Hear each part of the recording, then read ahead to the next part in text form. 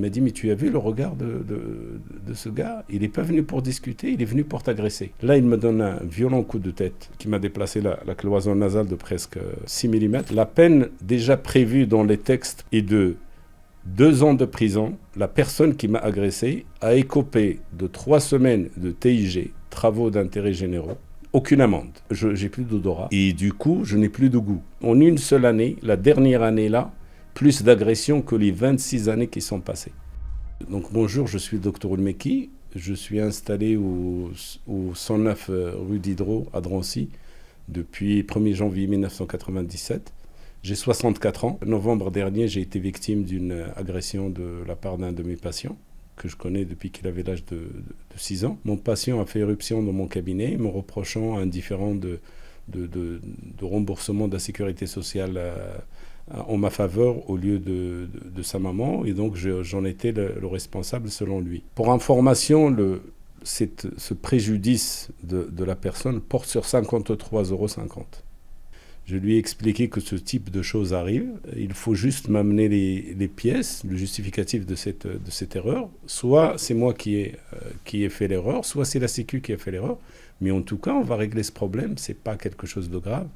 Il n'y a pas de chose qui n'est pas de solution, de problème qui n'est pas de solution. 1h30 après, à chaque fois, au fait, quand j'ouvrais la salle d'attente pour prendre la personne suivante, on a une grande fenêtre qui donne sur le jardin.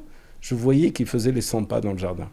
1h30 après, à peu près, il a réouvert la porte de la même manière que la première fois. Il est rentré, il m'a dit oui, ça y est, j'ai les preuves sur le téléphone. Je les ai téléchargées d'Amélie. J'ai dit, alors, je serais curieux de les voir. Et donc, il s'approche de moi, il était à 30 cm de moi, il me tend le téléphone pour que je regarde, comme ça. Et au moment où j'étais concentré sur l'écran du téléphone, là, il me donne un violent coup de tête donc, sur le côté, qui m'a déplacé la cloison nasale de presque plus d'un demi-centimètre, de 6 mm, une fracture ouverte des os propres du nez, avec un enfoncement du massif facial. Et donc, j'ai été sonné, et il est parti, donc il a ouvert la porte, il est parti. C'est une de mes patientes dans la salle d'attente qui a appelé la police, qui m'a dit oui, dès qu'il est sorti, il a crié oui, c'est un escroc, c'est un voleur.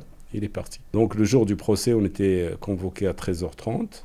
On est passé à 21h30. Au lieu que ce soit une agression d'un médecin dans un cabinet, c'était le procès d'un médecin escroc qui vole ses patients. Et donc tout le débat de ça. Et donc au fait, ce que je ne savais pas, c'est quand vous êtes au pénal, vous n'avez pas le droit de vous exprimer. Seul l'agresseur a le droit de s'exprimer. Parce que j'ai essayé à un moment de rectifier les dires de l'agresseur qui évidemment a tout tourné à son avantage. Et la juge m'a dit « Taisez-vous, vous parlerez quand on vous donnera la parole ». Et la parole ne m'a pas été donnée. La peine déjà prévue dans les textes pour ce type d'agression est de 2 ans de prison et jusqu'à 75 000 € d'amende. La personne qui m'a agressé a écopé de 3 semaines de TIG, travaux d'intérêt généraux, 1 an d'inéligibilité, 3 ans où il ne doit pas venir au cabinet, mais de toute façon, il n'est pas question qu'il revienne au cabinet, et aucune amende. On lui a demandé 2 000 €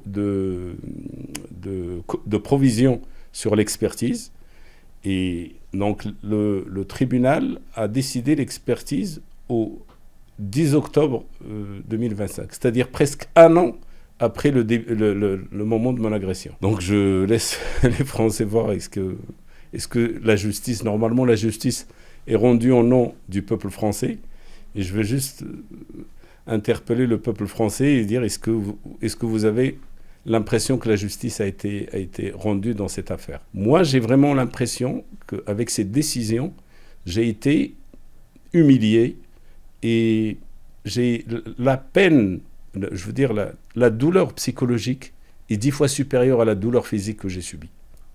C'est pour ça que j'en appelle un petit peu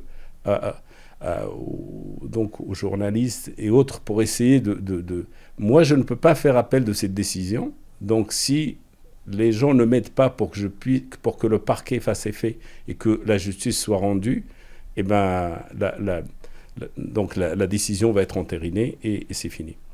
Et au-delà de tout ça, ce qui est important, c'est que Par cette décision de justice, c'est-à-dire on légitime les agressions sur les médecins. Quelqu'un qui prend 3 semaines, comment voulez-vous que la prochaine fois quand il va aller, ou les autres qui ont envie de... ou pour qui l'idée va passer dans la tête, pourquoi ils vont se retenir en sachant que la peine encourue est vraiment dérisoire. On est en train nos politiques sont en train pour régler le problème des déserts médicaux et tout ça, ont dans l'idée d'obliger les jeunes médecins à s'installer dans les zones déficitaires. Moi, je travaille dans une zone déficitaire. Tout ça s'est passé dans une zone déficitaire. En les obligeant à travailler dans ces zones. Comment voulez-vous obliger des jeunes qui viennent d'arriver, qui vont commencer à travailler dans des endroits où on peut venir les frapper en toute impunité? Qui est pénalisé dans tout ça? C'est le peuple français. Les gens qui n'ont pas de médecin, le nombre de personnes qui n'ont plus de médecin traitant parce que leur médecin est parti à la retraite. Jusqu'à maintenant, il n'y avait pas lieu. Cette peur n'avait pas lieu d'être. Il faut...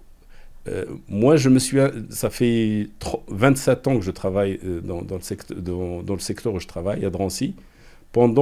J'ai eu en une seule année, la dernière année là, plus d'agressions que les 26 années qui sont passées. Je ne sais pas, les gens deviennent fous et on banalise au fait alors j'aime bien parce que la justice vous dit oui, mais c'est sa première condamnation, il n'a jamais rien fait avant. Jusqu'à maintenant, à chaque fois, on a toujours stigmatisé les toxicos, les gens qui venaient parce qu'ils avaient une dépendance par rapport aux médicaments, qui faisaient le scandale au médecin ou le forcer ou lui faire peur pour qu'il vous donne des médicaments. Ça, c'était il y a 20-30 ans en arrière. Maintenant, ce n'est plus ça. Avant, on était un médecin qu'on venait voir parce qu'on avait un problème. C'est lui qui avait le savoir et nous, on venait avec notre problème pour que lui, avec son savoir, puisse vous aider.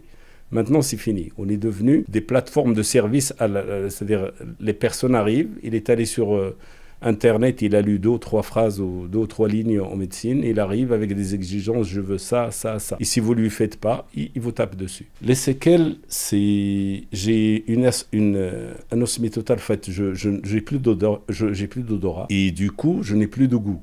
Donc tout ce que je mange, c'est la même saveur en fait. Il y a pas de. J'ai des douleurs permanentes au niveau des dents du maxillaire supérieur. Quand vous faites un détartrage et vous sortez de chez le dentiste, c'est cette sensation en permanence. Je vais faire un scanner à 6 mois du début de l'agression pour voir s'il n'y a pas une nécrose des racines. C'est peut-être les racines qui sont nécrosées, donc toutes les dents, elles vont toutes tomber.